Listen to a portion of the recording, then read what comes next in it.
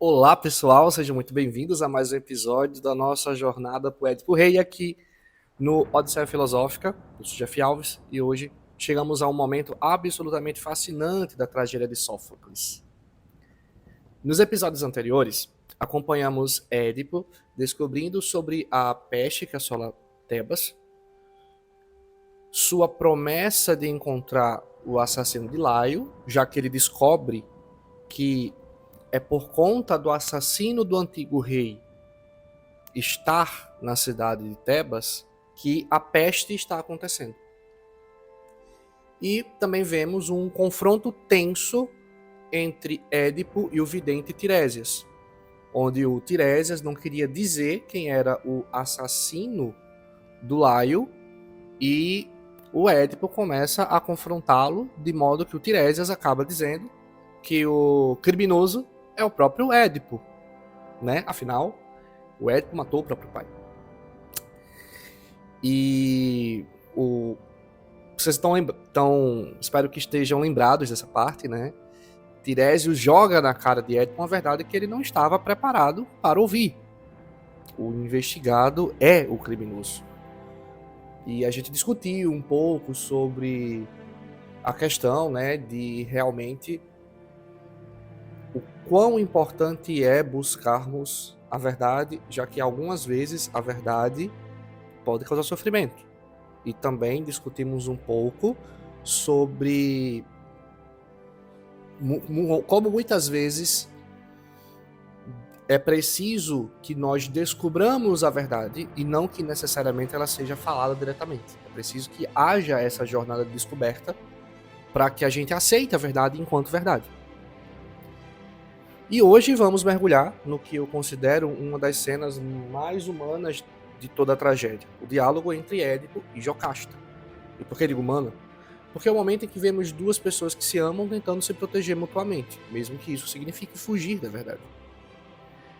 Prepare-se, porque vamos falar de negação, de como o amor pode nos cegar e daqueles momentos arrepiantes em que a verdade começa a emergir, mesmo quando tentamos desesperadamente empurrá-la para debaixo do tapete. Vamos primeiro nos situar na história, tá bom? Édipo acaba de ter aquela discussão explosiva com Tiresias, o vidente cego. E vejam a ironia aqui. Disse que Édipo é o assassino que procura, que matou o próprio pai, né? E, de certo modo, inclusive, disse que casou com a própria mãe. Imaginem a cena. Édipo fica furioso, acusa Tiresias de conspiração com Creonte, expulsa o velho do palácio, mas as palavras ficaram encolando no ar, não é? Como uma pedra que é jogada num lago de águas tranquilas e essas águas começam a ficar um pouco turbulentas. Criam-se ondas que não conseguimos mais parar. E é nesse momento que Jocasta aparece. E aqui, gente, Sófocles novamente mostra o seu gênio. Jocasta não entra apenas como uma esposa preocupada, né? Ela é a rainha, é alguém que tem experiência com oráculos, com profecias. Ela era também esposa do antigo rei. Ela aqui está, de certo modo, representando a voz da razão. Será? Será que sim? Vocês já pararam para pensar em como a gente age quando alguém que amamos está passando por uma crise? Às vezes a gente tenta acalmar, minimizar, racionalizar, exatamente como o Jocasta vai tentar fazer. E é isso que torna essa cena tão humana. Tão como ela refletisse a condição humana, como a gente está vendo por toda essa tragédia, né? A Jocasta não sabe ainda que ela é mãe de Édipo. A Jocasta é esposa do Édipo, né? Ela não sabe que casou com o próprio filho, né? Não tem nem ideia. E aqui ela está indo com uma voz racional da esposa do Édipo. E agora chegamos ao coração do episódio de hoje, que é a negação. Porque quando Jocasta entra em cena e vê Édipo perturbado, qual é a primeira coisa que ela faz? ela tenta minimizar a importância dos oráculos e das profecias. Diz Jocasta: meu querido, não se preocupe com essas bobagens de oráculos. Olha só, vem cá. Eu vou te contar uma história que prova que essas profecias não valem de coisa alguma. Então, pessoal, aqui é um dos momentos mais irônicos da peça. Jocasta conta para Édipo sobre a profecia que ela e Laio receberam. Jocasta conta para Édipo que ela e o antigo marido receberam a profecia que o filho deles mataria o pai e se casaria com a mãe. Ela conta para Édipo agora. Mas olha só, diz Jocasta. Nós tivemos um filho, mas nós abandonamos o bebê no monte. Ele morreu. Laio não foi morto pelo próprio filho. Eu não casei com meu próprio filho. Laio foi morto por bandidos no encruzilhada, não pelo filho. Então, viu? Os oráculos mentem. O único filho que nós tivemos morreu. Laio não morreu por conta do seu filho. Laio morreu por conta de bandidos. Então, oráculos não são confiáveis. Vocês perceberam novamente aqui a questão da ironia? Né? Jocasta está contando exatamente a história verdadeira. Pensando que está provando que é mentira. É como se ela estivesse dando ainda mais peças do quebra-cabeça para Édipo. Uma por uma. Ela está provando que o quebra-cabeça não existe na cabeça dela. Mas, na verdade, ao falar, ela está provando que, de fato, o quebra-cabeças existe. É como se você estivesse tentando convencer alguém de que não existe fantasma numa casa. E, para isso, você fosse listando todas as evidências. Olha, ontem à noite eu vi passos no sótão. A gente, vez ou outra, tem experiências aqui de portas que se abrem sozinhas. Tem umas correntes de ar frio, às vezes uns estalos perante a casa. Né? Alguns moradores aqui antigos já falaram que viram espíritos por aqui, né? Às vezes eram atormentados em sonhos. Então, né? Você está oferecendo todas as provas que do contrário que você está querendo provar. Você está dando mais evidência para a pessoa pensar que tem alguma coisa ali dentro, né? Bom, aqui a gente entra numa questão psicológica profunda, inclusive. A negação não é apenas não querer ver, né? É um mecanismo de proteção. Jocasta não está mentindo conscientemente. Ela precisa acreditar que os oráculos mentem. Porque se eles dissessem a verdade, bom, a vida dela iria desmoronar completamente. A gente sabe, não passa na cabeça dela que ela casou com um filho. Mas será que isso não aparece do inconsciente? Vocês já se pegaram fazendo isso? Construindo uma explicação racional para algo que no fundo vocês sabem que não bate? Que é exatamente o que está acontecendo aqui. Agora, vamos falar de umas das ferramentas mais poderosas que existem, que aparecem aqui nessa peça, que é a ironia dramática. Né? A gente já falou um pouco sobre ela antes. Já que, nesta cena, Sófocles eleva isso a um nível quase cruel.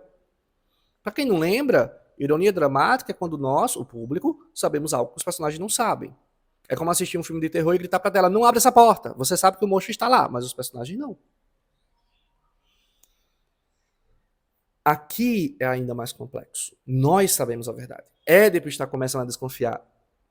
Ele está negando, mas ele está começando a desconfiar. E Jocasta está fornecendo informações que são corretas, mas está interpretando as informações como erradas. Quando ela diz, Laio foi morto numa encruzilhada por bandidos, é como se ela estivesse dizendo, olha, meu primeiro marido foi morto numa encruzilhada para o homem que matou o marido dela numa encruzilhada. Vocês conseguem perceber aqui a ironia? Né? O marido dela morreu numa encruzilhada E Édipo matou homens no Encruzilhada também. Será que é só coincidência? Será que é só coincidência? Tem algo, inclusive, ainda mais sutil. Porque a plateia grega conhecia o mito. Eles sabiam desde o início quem era Édipo. Então, para eles, assistir essa cena era como assistir um acidente acontecendo em câmera lenta. Você não consegue desviar o olhar, mesmo sabendo que vai ser doloroso. É como quando você está vendo alguém que você gosta contar uma mentira inocente, sem saber que a pessoa para quem está mentindo já conhece a verdade. Aquela sensação de vergonha alheia, né, de constrangimento alheio. Multiplique isso por 1000 e terão a sensação que o público grego estava sentindo ao assistir essa cena. Bom, então, aqui começam os primeiros sinais de que Édipo está conectando os pontos. E aqui, gente, Sófocles mostra porque é considerado um mestre da construção dramática. Quando Jocasta menciona a encruzilhada, algo clica na mente do Édipo. Não é um reconhecimento completo ainda, mas é como se uma luz de alerta começasse a piscar no fundo da sua mente, né? O sinal tava no vermelho, tava no verde, né? Tipo, procura, chegou no amarelo. Olha que tá aparecendo coisa aqui. Você já tiveram a sensação de que algo numa história que você está procurando descobrir, né, ou que alguém está lhe contando, não está batendo, mas você não consegue saber o que é. Você sabe, está batendo não essa história aqui. Porque é exatamente isso que Édipo está sentindo neste momento. Ele começa a fazer perguntas para Jocasta. Como é que era seu marido? Como é que era Laio? Que idade ele tinha? Ele estava sozinho quando ele foi morto? Né? E a cada pergunta você percebe que Édipo vai ficando mais ansioso, mais angustiado. Porque ele está vendo que tem algo que não se encaixa, que ele não sabe o que é, mas que quanto mais se encaixa, né? Quanto mais ele percebe que algo não se encaixa, mais ele se sente apreensivo por algum motivo. Mas ele se sente ansioso por algum motivo. E a cada resposta que Jocasta vai dando, essa inquietação dele vai aumentando. É como se você estivesse montando um quebra-cabeça e de repente aquela peça que você não pensava que você não pensava nela se encaixa. Né? Se encaixa perfeitamente no lugar que inclusive você queria que ela não se encaixasse. Mas aqui tem algo psicologicamente fascinante, porque Édipo, simultaneamente, quer e não quer saber a verdade. É como se uma parte dele estivesse investigando, fazendo as perguntas certas, enquanto outra parte está torcendo para que as respostas sejam diferentes. É como se ele estivesse pensando, vixe, parece que o Tiresias estava certo.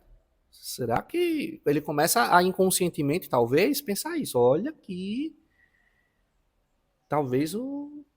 Será que realmente tem a possibilidade de eu ter culpa dessa história? Mas ao mesmo tempo ele está querendo investigar porque conscientemente não faz sentido ele ter culpa. Então é como se ele quisesse investigar para provar que ele não tivesse culpa nessa situação. Mas ao mesmo tempo ele se sentisse apreensivo, porque ainda que ele queira descobrir que ele não tenha culpa, mas quanto mais ele está procurando, mais as coisas vão se encaixando para que ele tenha culpa mesmo.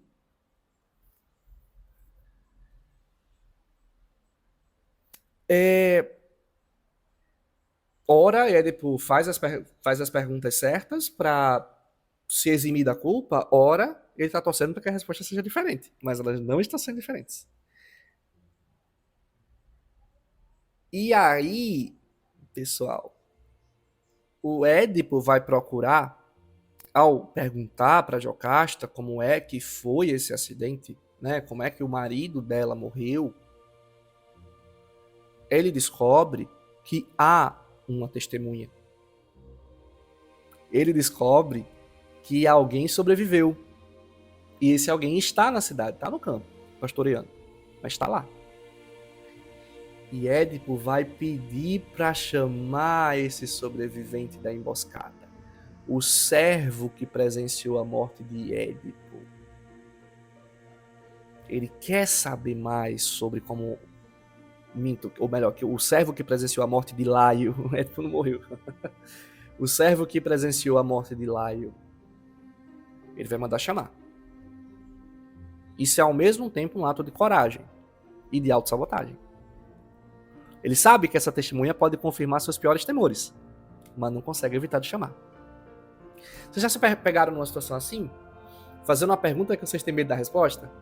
É essa atenção psicológica que Sófocles está buscando passar aqui nessa cena, né? Onde a Jocasta aparece para tranquilizá-lo, né? Dizer que os oráculos eles não funcionam. Teve um oráculo que aconteceu comigo que não aconteceu. Lá eu morreu por outro motivo. Só que aí, então, né?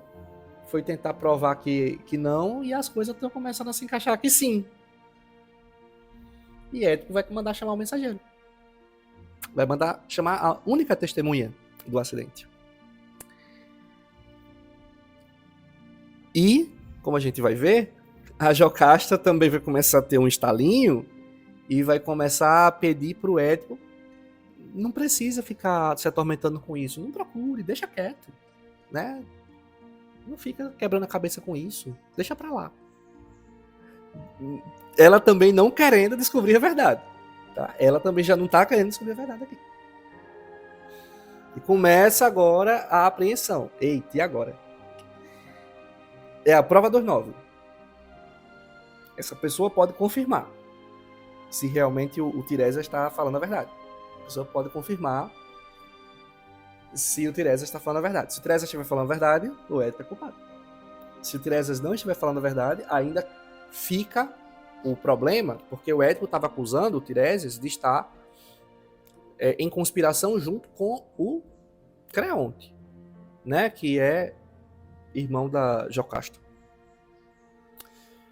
E tanto que aqui nessa parte, Jocasta tenta convencer o Édipo também que não tem conspiração alguma, né? Mas e que não confie tanto em palavra de oráculo, que, né? Enfim, embora o efeito foi o contrário. Então, vamos dar um passinho para trás para entender aqui mais uma vez o que está acontecendo, porque essa cena também pode nos mostrar como a nossa mente muitas vezes se protege de verdades traumáticas, porque a Jocasta está utilizando o que podemos chamar de racionalização. Ela não está inventando mentiras. Ela está reorganizando os fatos de uma maneira que faça sentido para o seu bem-estar emocional. É como quando você chega atrasado no trabalho, né? Às vezes, ninguém está questionando você ter chegado ao trabalho atrasado, mas você se questiona, você se culpa. Só que quando sente a culpa, você começa a dizer a si mesmo: não, mas eu me atrasei porque o trânsito estava ruim. Você sabe que não. O trânsito estava mais pesado do que o normal, mas se você tivesse saído no horário, você teria chegado no horário. Você atrasou porque você perdeu a hora do despertador. Né? O despertador despertou e você não acordou. Ficou um pouquinho mais na cama. O trânsito estava mais pesado porque você saiu de casa mais tarde também. Mas você diz a si mesmo: o trânsito estava terrível. Porque é uma justificativa para te trazer mais bem-estar, para você não sentir essa culpa, né? Pode estar até tecnicamente correto, mas você está escolhendo essa explicação porque ela te livra da culpa de ter saído de casa atrasado. Já Édipo, então a gente também poderia dizer que está experimentando uma espécie de dissonância cognitiva aqui, porque ele tem duas informações que não batem. Eu sou um bom rei e talvez eu tenha matado o rei anterior. Sua mente está lutando para resolver essa contradição. Tá? Entendam que aqui não é como se o Édipo estivesse pensando que ele fosse o filho do Laio ainda, né? Não é que ele está pensando isso, ele está pensando que sim, ele pode ter matado o rei. Tá? Ele pode ter matado o rei. Embora essa outra possibilidade, né? Será que? Não faz sentido na cabeça dele. Ele conhece os pais dele não são de Tebas, são de Corinto. E a gente vê aqui que Édipo e Jocasta estão agindo exatamente como muitas vezes nós agimos.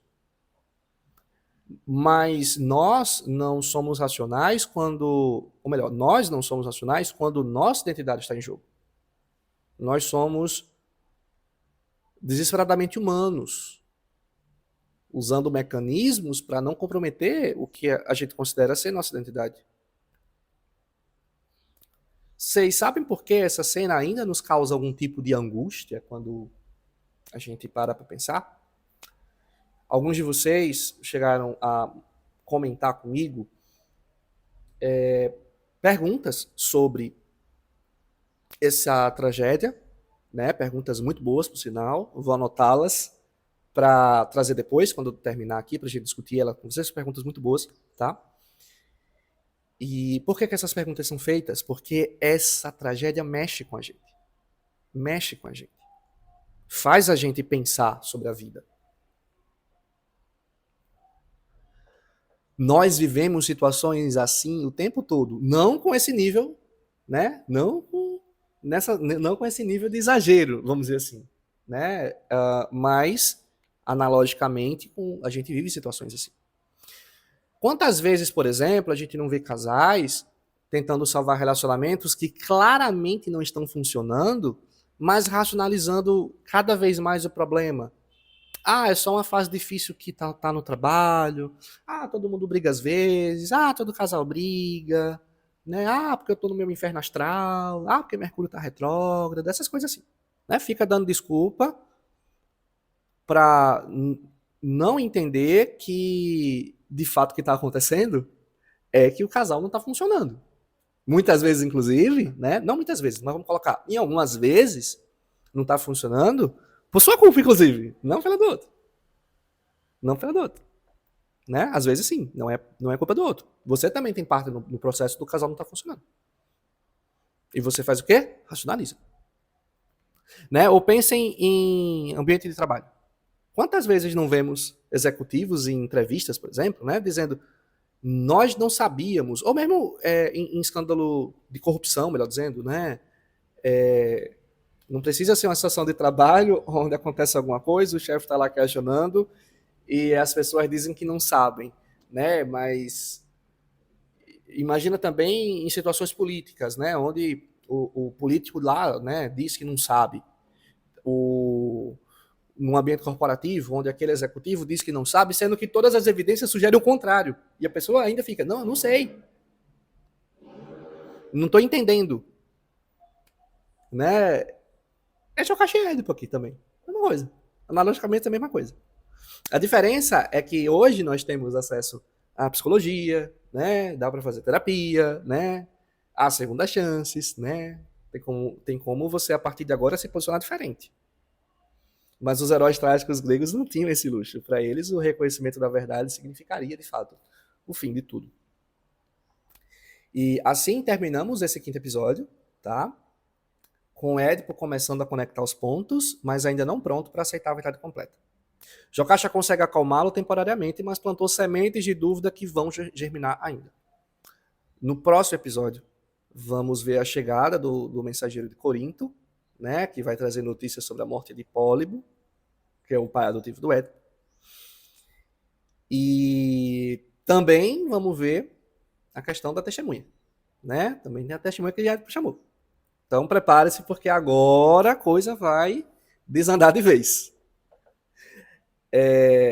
Porque entendam que quando chega o mensageiro dizendo que o pai dele morreu, o Pólibo, Édipo pensa que se livrou de uma maldição, porque Édipo também tinha recebido o oráculo de que ele iria matar o próprio pai, né? Tanto que quando entendam que quando Jocasta fala, eu recebi uma profecia que o meu filho iria matar o próprio pai e se casar com a própria mãe. Édipo tipo, eu também, sabe? Eu também. Só que aí quando chega o mensageiro, o Édipo olha, então realmente as profecias, como o Jocasta estava falando, não funcionam, porque meu pai morreu e não foi eu que matei ele. Entende? O Édipo tá mais querendo saber se ele matou o rei Laio. Ele não tá ainda pensando que a possibilidade do Laio ser pai dele. Ainda não. Né? Mas aí, quando ele pensa que se livra do oráculo, é quando ele começa a descobrir, de fato, a sua origem. Tá? Que origem perturbadora. Então, obrigado por mais essa jornada comigo, pessoal. Se vocês estão gostando da série, não esqueçam de compartilhar com pessoas que também possam gostar, deixar algum comentário contando o que acharam. Podem deixar perguntas, tá? Nos comentários para serem respondidas. Eu vou respondê-las depois, tá? Em episódios, como eu falei, assim que terminar o conto, contando a tragédia, eu irei trazer reflexões sobre elas em episódios futuros, tá? E fica uma pergunta aqui para vocês refletirem até o próximo episódio. Quando foi a última vez que vocês se pegaram racionalizando algo que no fundo sabiam que não estava certo, né? Quantas vezes vocês não se pegaram racionalizando algo que era para você não se sentir culpado, né, para te causar bem-estar, mas você sabe que você estava errado, né? Quantas vezes? Bom, nos vemos no próximo episódio, quando a verdade começa a se mostrar de uma forma que nenhum de nossos personagens vai estar preparado para enfrentar. Até lá.